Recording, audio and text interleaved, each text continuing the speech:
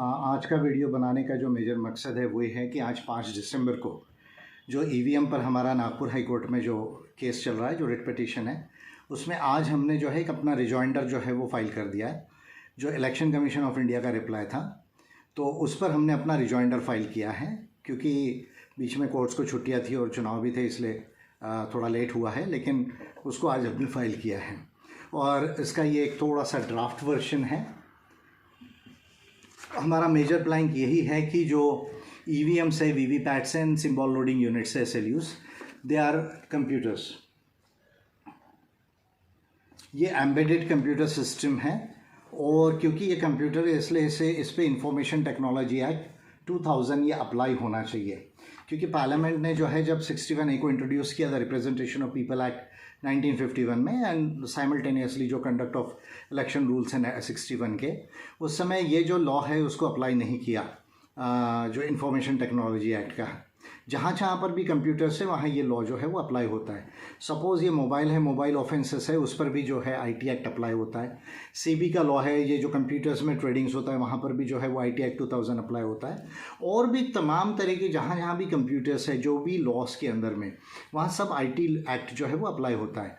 लेकिन केवल जो है EVMs के ऊपर में ये लॉ पार्लियामेंट ने अप्लाई नहीं किया, और जो मेटी मिनिस्ट्री है उस पर भी उन्होंने ध्यान नहीं दिया। इलेक्शन कमीशन ऑफ इंडिया को तो ये अथॉरिटी ही नहीं है बोलने की कि ये कंप्यूटर है या नहीं है, क्योंकि ये उसका जो है वो जुरिस्डिक्शन ही नहीं। ये जुरिस्डिक्शन अगर किसी का है तो मेटी मिनिस्ट्री का है।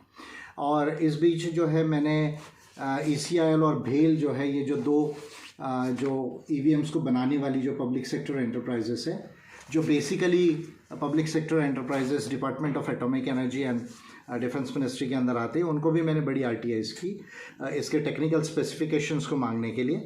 वो उन्होंने जो है वो डिनाई किए हैं। इस पर भी मैं आगे काम कर रहा हूँ।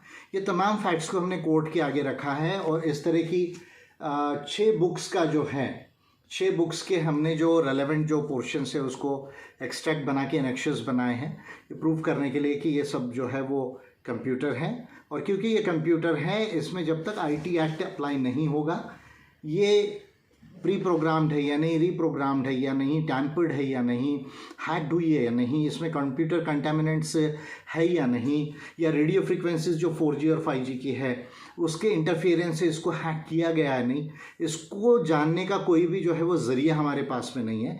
केवल VVPAT स्लिप जो है इज़ नॉट अ प्रूफ कि भाई ये टैम्पर्ड है या नहीं है, इसमें कंप्यूटर कंटामिनेटेंट हुए है या नहीं।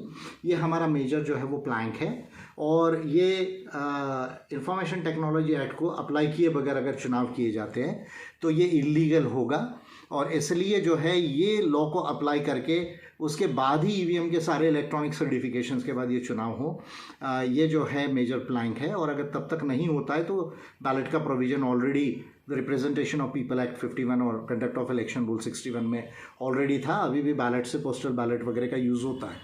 तो ये जो है हमारा मेजर प्लैंक है। कांग्रेस हो या राष्ट्रवादी हो या शिवसेना हो या समाजवादी पार्टी हो या RJD हो या DMK हो, इन तरह की पार्टीज केवल इस पर बात करती रही है।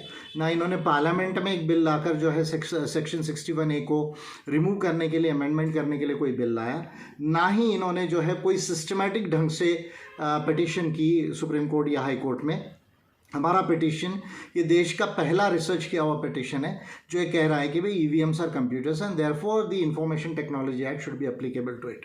और उम्मीद करते हैं कि इसका कुछ अच्छा रिजल्ट आएगा। इसके बाद कोर्ट क्या व्यू लेता है ये हमें देखना होगा। हमारे एडवोकेट्स भी हमारे साथ में बहुत अच्छा कोऑर्डिनेशन कर रहे हैं, और उम्मीद करते हैं कि API का ये जो पिटीशन है जो मैंने नागपुर हाई कोर्ट में जो है फाइल किया है, तो इसको बहुत बड़ा जो है कुछ डेवलपमेंट होगा, ऐसी हम उम्मीद करते हैं। और आगे का जो भी डेवलपमेंट रहेगा we will brief to you.